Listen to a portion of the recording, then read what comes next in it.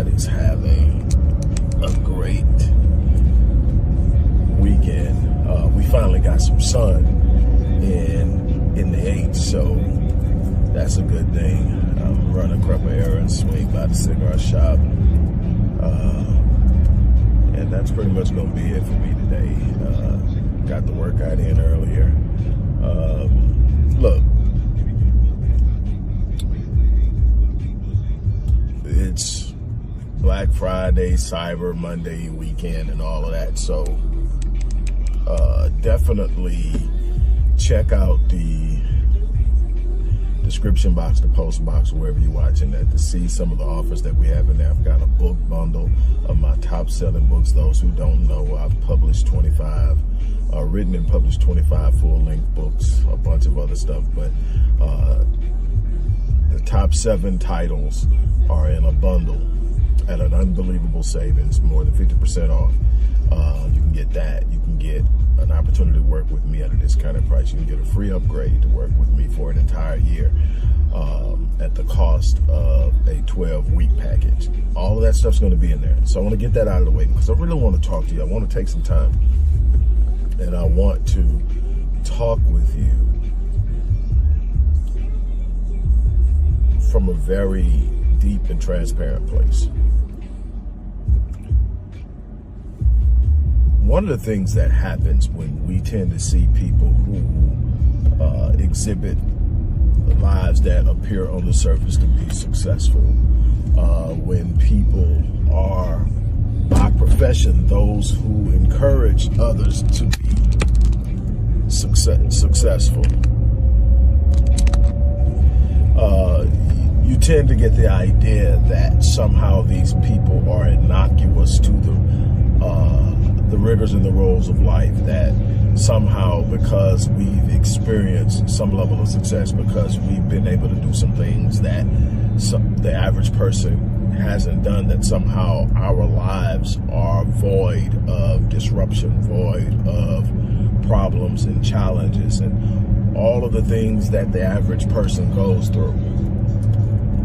Let me tell you something.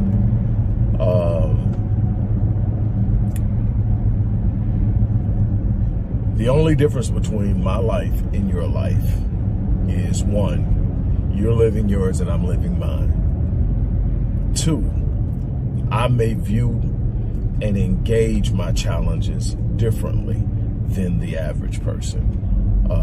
I am never a victim. I am never a victim. I am never a person who is sitting around blaming someone else for what I'm going through, even if I believe somebody's done something to me. That's giving away too much of my power. And the thing is, no matter who did something to put me in a situation, who did something to disrupt a deal that I may have going on, who did something that costs me money, whatever the situation is, at the end of the day, sitting up and taking all that and saying, you did this, or that person did this, or whatever, doesn't change it. So I tend to view things different. I choose to focus on what I'm going to do about something rather than how it happened. Doesn't mean that I'm not aware of what happened. It doesn't mean that I am not going to be cognizant of things that get me into certain situations so that I don't get into those situations again. It just simply means I'm not going to focus on being a victim. But that's the only difference. The thing is, I go through challenges, I go through hurts, I go through disappointments, I go through loss. I just lost one of my younger brothers to cancer a couple of weeks ago. And anyone that knows me closely and the dynamics of the family, it's not just a simple loss. As if losing your brother isn't enough, there's never just a simple thing with my family because of the complexity of how we came into the world and how we grew up. And nevertheless, you know, I had to process that I had to determine. How am I going to deal with it? You know, somebody said, well, how do you find a positive in losing a brother? The positive isn't in losing the brother. The positive is in shaping how it's going to impact your life. See, my brother lived a life that I'm very proud to see he lived. He was married for almost 30, if not 30 years to a wife, and they rear their children. That's a blessing to me to see that in a family where marriage has been an issue. And I got a sister been married to her husband. So when I see those things in areas that I've sort of struggled in, you know, I admire that. And to have that, had that as a part of my life is something to be positive about. So I find the positive. It's not ignoring the negative. It's simply saying there's something out there that I can get from this. Is it something I can learn? Is it something that I can grow from? Is it something that I can build on? Is it some memories I can capture? Sometimes you lose people that you love. And the first thing that we normally automatically fall into is the pain of the loss. And if somebody really means something to you, then there is a pain and a hurt that comes with the loss. It's inevitable. But you've heard me say this a bunch of times, that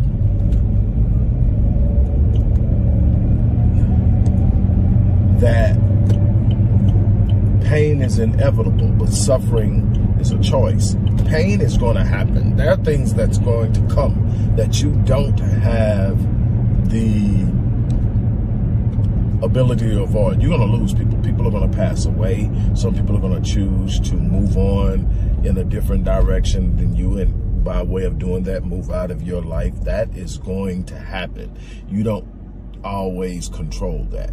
People have their own lives and have the free volition to choose what they're going to do with their lives. And sometimes it doesn't move the way you want it to. So you're going to have to be willing to do it. So, but you can determine, am I going to ride the hurt, or am I going to cherish the memories? And that's how, when it came to my brother, I'm going to cherish what I can remember about my interactions with him. I'm going to cherish. I'm going to cherish, to me, what he represented as a husband and a father. I'm going to cherish that. And when it comes to other relationships, I'm going to cherish the joy that I experienced in it. Because if losing the person hurt you, that means there was something good in that. You don't miss horror. You know, you may be somewhat out of place because you dealt with it so long, but you don't miss it.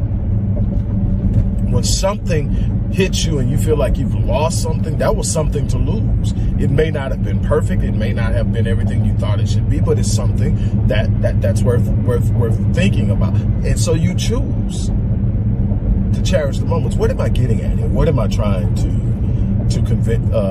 convict you of? I'm trying to convict you of cherishing moments, cherishing relationships, cherishing opportunities.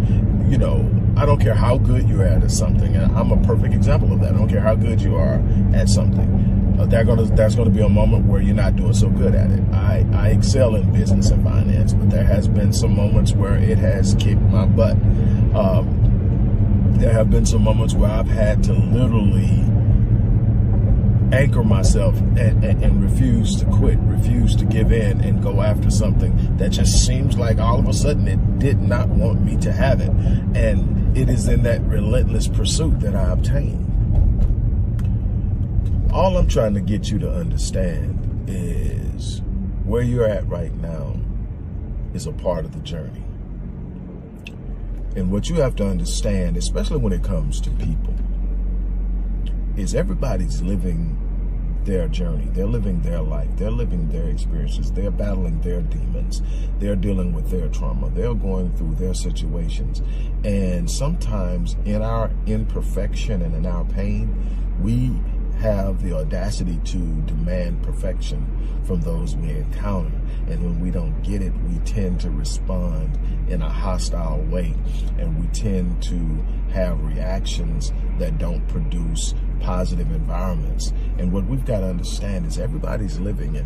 One thing that I have been telling my clients, and one thing that I've been teaching in some of my courses, is that be prepared to deal with baggage. We live in a world where the first thing to say is baggage, baggage. So everybody's looking for a person with no baggage.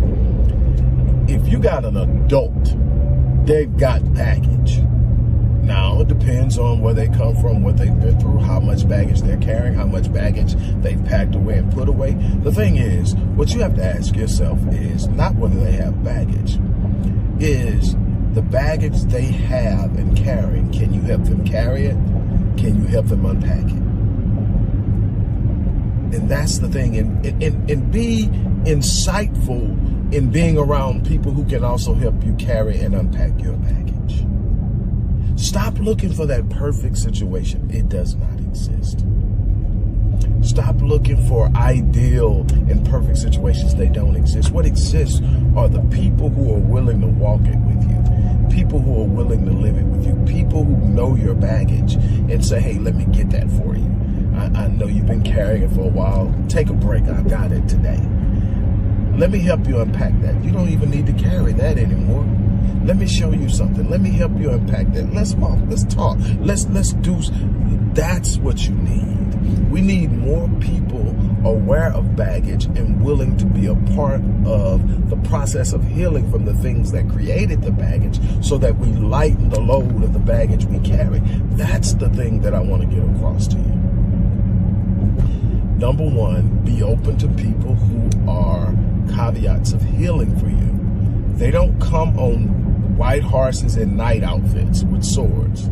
They come as people broken themselves. They come as people who are in need of help themselves, but they bring a desire to love. They bring a desire to care and to lift. Be open to that. And then be a person who's open to helping people process, unpack, and carry their baggage.